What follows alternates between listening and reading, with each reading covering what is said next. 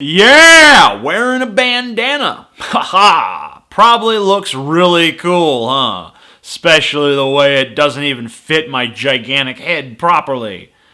Well, it's either really cool or really lame. But I heard a saying once that I made up just now that the coolest people are the ones who are not afraid to be lame. But then again, I'm lame and I'm not cool, so I'm not gonna wear it. I knew a girl once who had an abusive mother. Her mother would berate her constantly, day in, day out, call her ugly, call her stupid. It was really fucking disgusting. One time I asked the girl, why don't you do something about this? Why don't you stand up for yourself? Why don't you run away? Why don't you do fucking something about the situation that you're in when you're being constantly berated by your fucking parent who's supposed to care for you, supposed to be supportive, but is instead a total fucking cunt? And this girl said, it's okay, because I'm used to it. And if you're a 20-year-old American, then you've gotten used to something too. You've gotten used to this country being at war for half of your life, and you probably haven't even fucking noticed. I remember when Bush came out with his debut hit album, Iraq War II.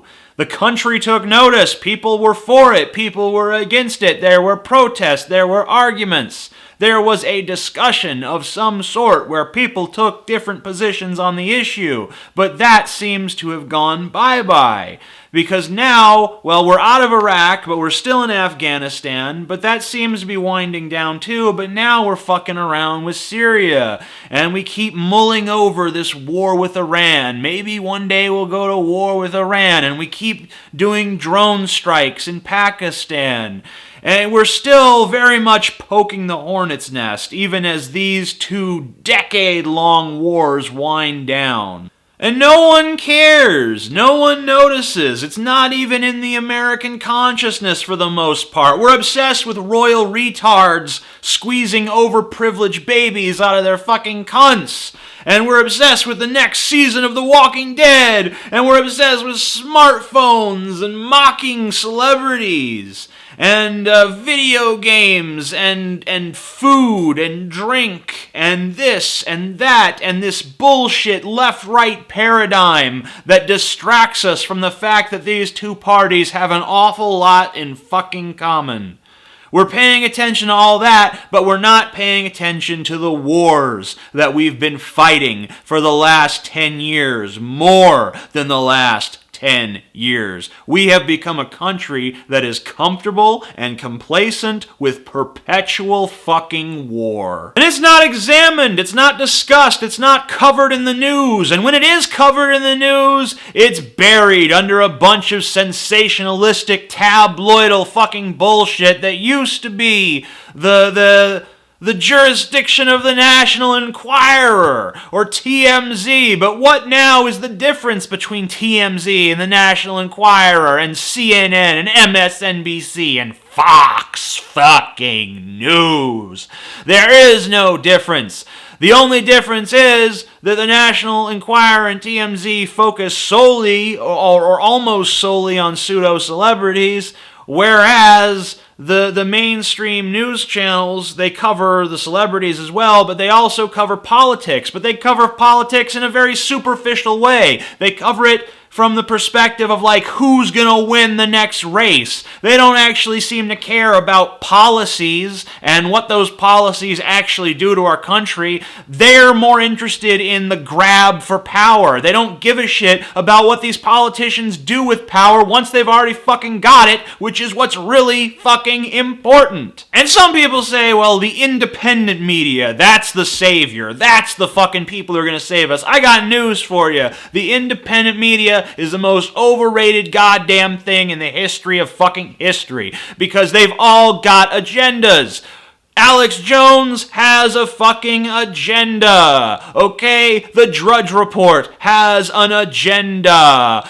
Alternet has an agenda. They have agendas, and I have an agenda too. But talking about these decade-long wars, that doesn't seem to be in most people's agenda. It doesn't seem to be a very important talking point for anyone anymore, and I think part of the reason is because these wars were started by Bush, and they were continued by Obama, and Obama really is continuing Bush policies overseas. In fact, in some ways, his policies are worse overseas than Bush's are.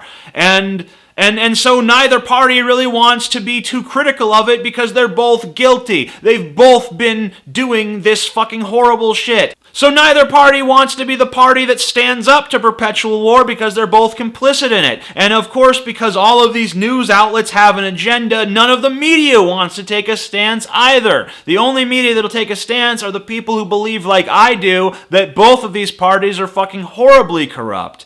And, but even then, we all have our own agendas, so you can't get to the fucking truth. No one is really covering what's going on in Afghanistan with a careful eye. No one was really covering what was going on in Iraq with a careful eye towards the fucking end. And a government that can make war with impunity, a government that can attack anyone at any time for any reason without the population so much as batting an eyelash, that's a government with too much power. And even when there is some sort of resistance from the people, even when people do take a stand against war, it's so tepid that the government just ignores it anyway. And you know what? With all this NSA shit happening, with all of these domestic spying programs going on, there may come a day when the consent of the populace doesn't even fucking matter. And you all need to remember something. Every person they kill, every soldier they send to die, every dollar they waste on more tanks and more jets and more bombs that we'll never fucking need, it's all done in your name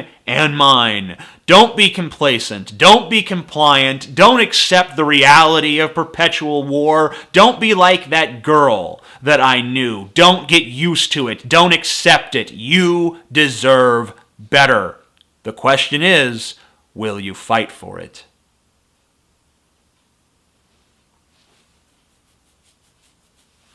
Probably not.